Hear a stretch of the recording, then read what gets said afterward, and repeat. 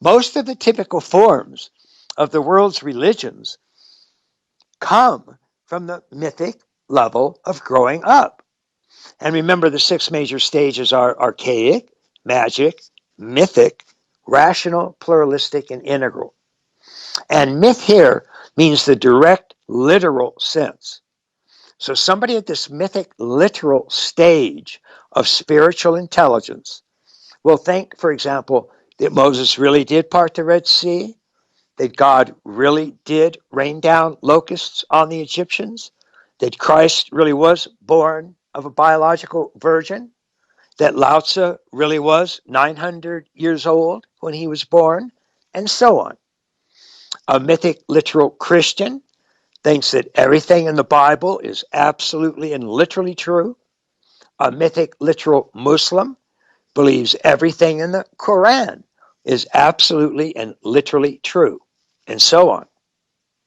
But people who say that they are spiritual but not religious don't want those literal type of mythic belief systems. They want direct and immediate experience. They don't want to think about spirit. They want to experience spirit. They want to wake up to experience what's variously called enlightenment or awakening or metamorphosis or satori or moksha, the great liberation. They don't want to simply think about spirit using a spiritual intelligence. Although spiritual intelligence, especially at its higher stages, can be a very good thing. But they don't want to just think about spirit. They want to directly experience spirit here and now. They want their lives transformed, awakened, liberated, enlightened. They don't want to just grow up, though they don't have anything against that, but they want to wake up. They don't want to just believe in something that supposedly happened several thousand years ago. They want to wake up to a reality that's here and now, in the timeless present, the timeless now, and find themselves one with a reality that includes the entire cosmos. So they want things like real meditation, contemplation, centering prayer, true yoga, zazen, mindfulness, and so on. And not simply Sunday school and dogmatic beliefs and notions they're supposed to believe in, but have no real relationship to their actual lives right now. So they are indeed looking for ways to wake up. And that's a big change for a lot of people, especially in the West. Spiritual is to actually wake up, and religious is to think about spirit in old and dogmatic ways, usually mythic, literal, and having little to do with actual experience of spirit. And these are definitely important distinctions, and we're seeing them show up more and more. Ken, that is one of the most profound and beautiful explanations of a very controversial question. So I really Thank you. appreciate how you've laid that out. One of the problems when people first hear about things like these stages of development, where each stage is becoming higher and higher, they immediately think hierarchy, and then they think hierarchy is bad. Now, in fact, there are two types of hierarchy, and these are fully recognized in the literature. But one is indeed bad forms of hierarchy, and these are usually called Dominator hierarchies. And in those, like a caste system or a mafioso system, La Cosa Nostra, criminal families, the higher you are in those hierarchies, the more people you oppress, the more people you're in control of, the more people you can hurt and repress and hold down. Those are bad, and we all agree those are bad. But then there's another type of hierarchy, and we see this hierarchy throughout all of nature, and these are referred to as growth hierarchies. So a simple one, that because we've all heard about it, is just the evolutionary sequence itself, that goes from quarks to atoms to molecules to cells to organisms. Now, each one of those is a higher stage, but here each higher stage is more inclusive. It's not more exclusive, and it doesn't oppress, it includes. So atoms include quarks. They actually enfold them, they enwrap them. Molecules include atoms. They enfold them, they include them. Cells include molecules. So molecules don't hate atoms.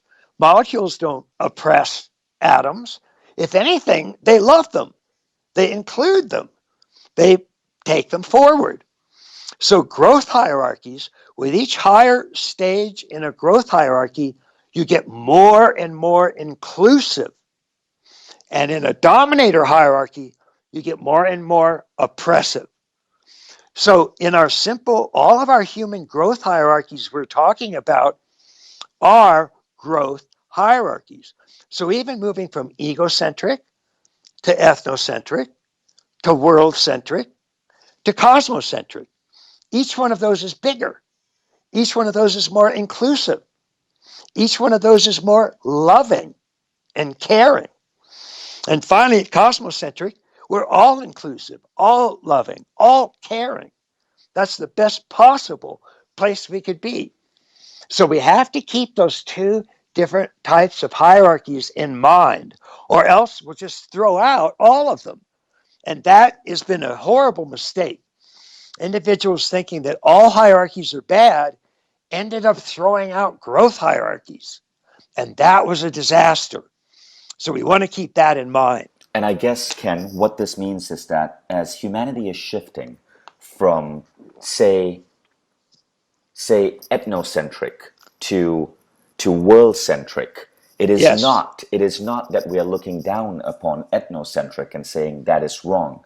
It's simply that we're expanding our view and becoming more inclusive of the hierarchy that, for lack of a better word, came before us. Exactly. And it actually means we include that, plus we add others.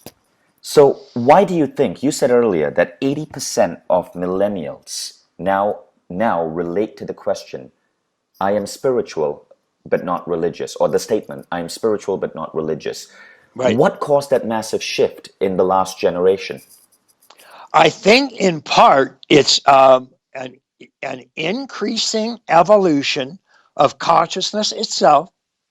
We're seeing each generation coming in at a little bit higher level of growth hierarchy, a little bit more inclusive, a little bit more open to these types of things. And so that opens them to these forms of spirituality that aren't just, mythic narratives or belief systems or stories or things like that, but are direct experiences of wider and wider and bigger states of consciousness, of flow states, of peak experiences, of experiencing yourself being one with everything that's arising moment to moment. And the millennials are very open to this.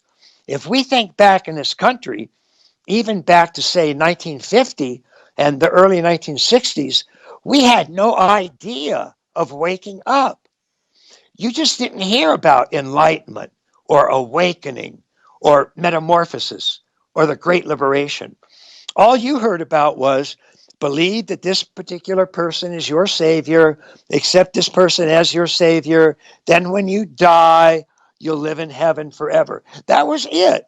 That was our form of religion. And so it wasn't that liberating. It wasn't that exciting. It wasn't that compelling. And more importantly, it didn't change our consciousness. It just left us where we were and had us believe a different belief system, a different story. So are you saying, Ken, that we must discard religious ideas, heaven, hell, sin, to advance spiritually? Actually, what we're saying is these stages of development Everybody goes through them. So everybody is born at square one. Everybody will have to go through the magic stage. Everybody will then go through a mythic stage. Then everybody will go through a rational stage. And if they keep growing, into a pluralistic and integral stage. So we're not going to throw these out.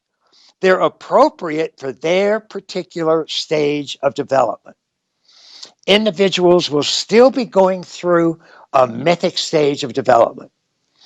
And so they'll still be believing in things like Moses parting the Red Sea and Christ born from a virgin and Lao Tzu being 900 years old and all of those myths.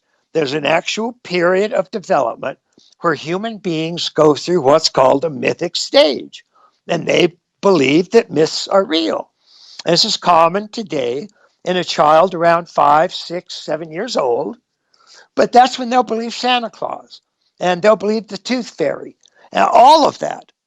So we can't get rid of that. That's actually part of that stage.